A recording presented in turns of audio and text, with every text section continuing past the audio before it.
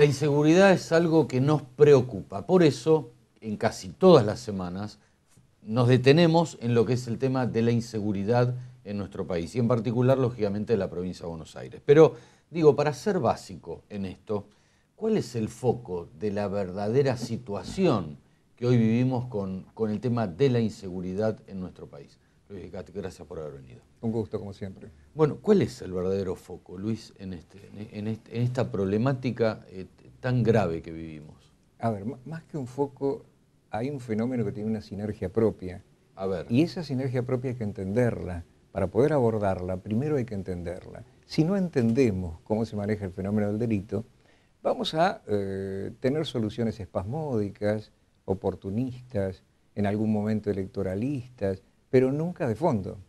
Es decir, acá se ha tratado de, primero, ignorar el conflicto durante años.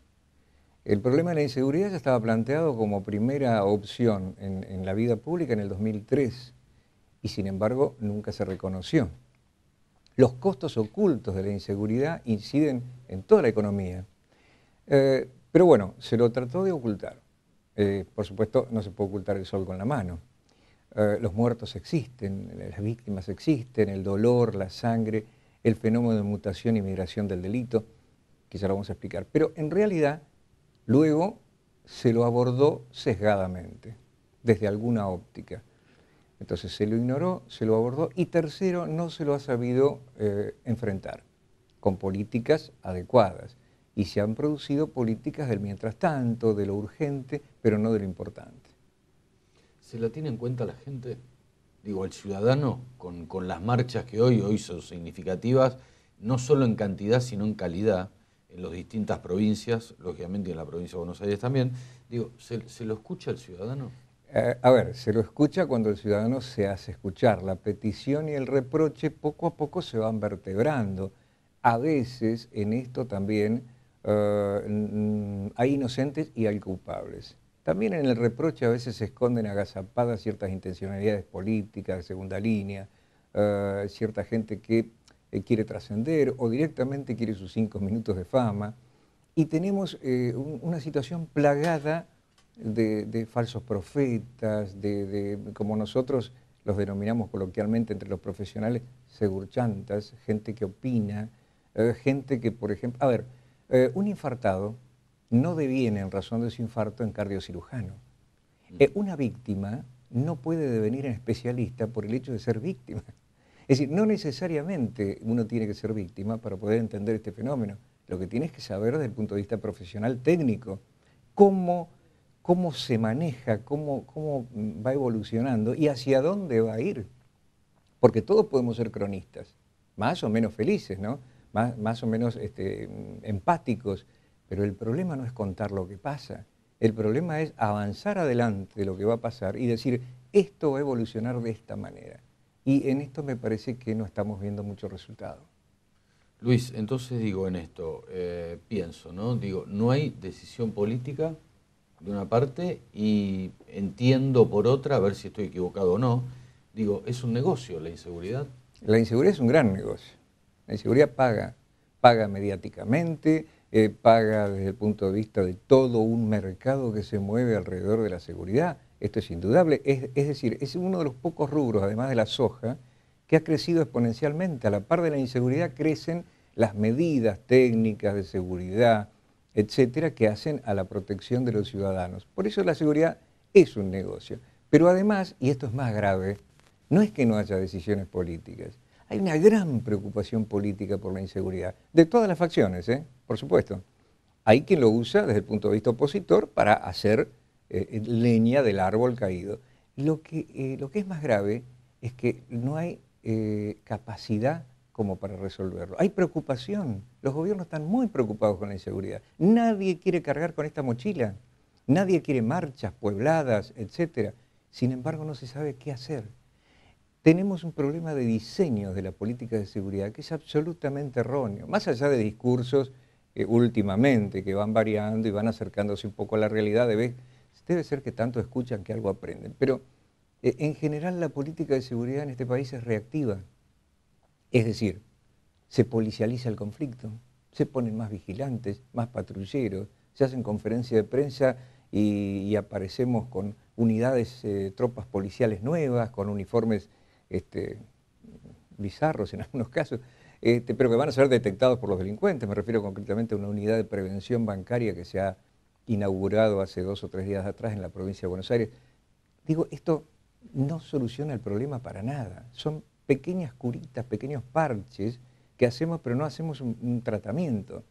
Y en seguridad, por decirlo en términos clínicos, hay que tener diagnóstico, pronóstico y tratamiento. Si no, ¿de qué me sirven las 2 fases anteriores? Seguro, seguro. ¿Se cumple con esto? No. Diagnóstico, tratamiento. No, no se cumple. No se cumple porque no se ha encarado lo que es la política proactiva en materia de seguridad. No se ha practicado un abordaje multidisciplinario del tema. Se tiende a policializarlo. Se tiende a creer que... además, perdón, Luis, ¿usted quiere decir que se le da la culpa directamente a la policía sin ver cómo es? Porque dice, no, es problema de acá, es problema... y recae en la policía. Ahora digo, ¿es así tan fácil esto? No es tan fácil, porque si no sería maniqueo. Claro, y la vida no es blanca ni negra, es una sumatoria de grises. El abordaje es multidisciplinario porque la etiología es multicausal. Entonces debe ser multidisciplinario, debe abarcar las 5 patas grandes que tiene este problema, que son los 3 poderes, y la policía, el servicio penitenciario, y además la sociedad. Si la sociedad en su conjunto no participa, y para participar primero debe creer, esta es la gran materia pendiente, credibilidad. Si no hay credibilidad, la gente no va a participar. Va a seguir pensando que hay un gran estado ausente o en un estado de inconsciencia, mirándose el ombligo mientras la gente muere. Y cuando la gente muere, se compran 3 patrulleros, se ponen 5 policías, les cambiamos el gorrito y con eso vamos pedaleando, como dicen los chicos, ¿no? Seguro. Yo por momentos noto que desde la fuerza hay ganas de superar esto y por lo menos tratar de encuadrar esta situación.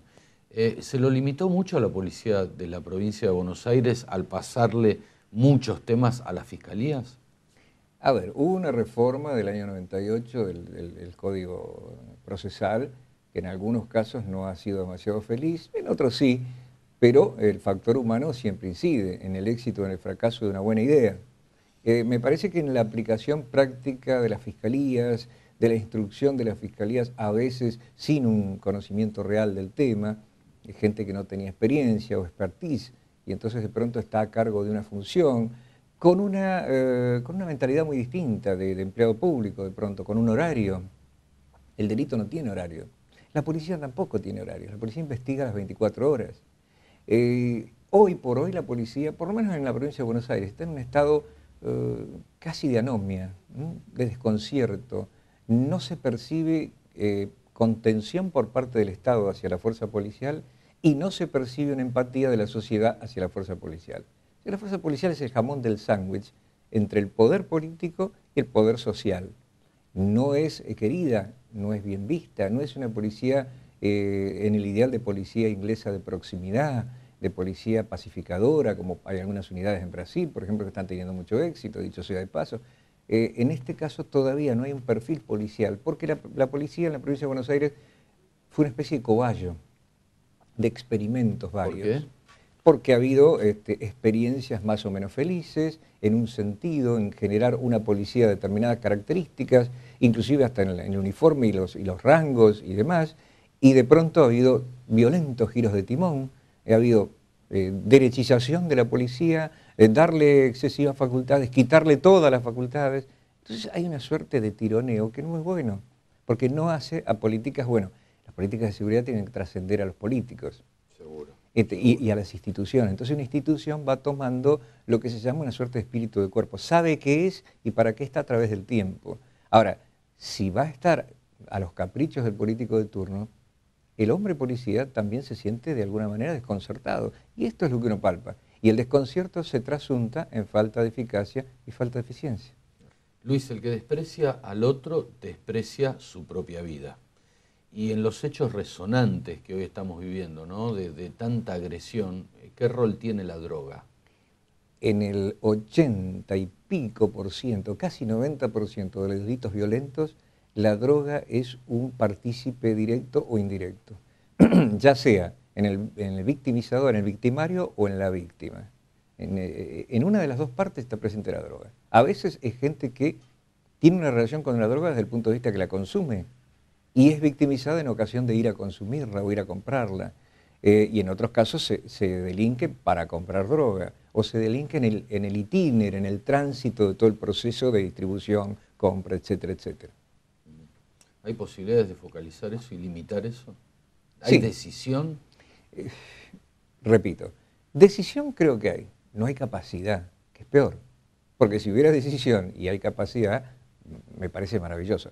Pero yo creo que todavía tenemos grandes bolsones complejos en donde el poder político local, sobre todo en la provincia de Buenos Aires, hay ciertos shogunatos en el estilo del Japón feudal, en donde hay un gran poder político y en donde además las policías, con un buen criterio, pero han sido parcializadas y van dependiendo más del poder político, y eso hace que la situación sea todavía más compleja para que se den las condiciones para que haya un consumo general en la adopción de políticas, ¿no?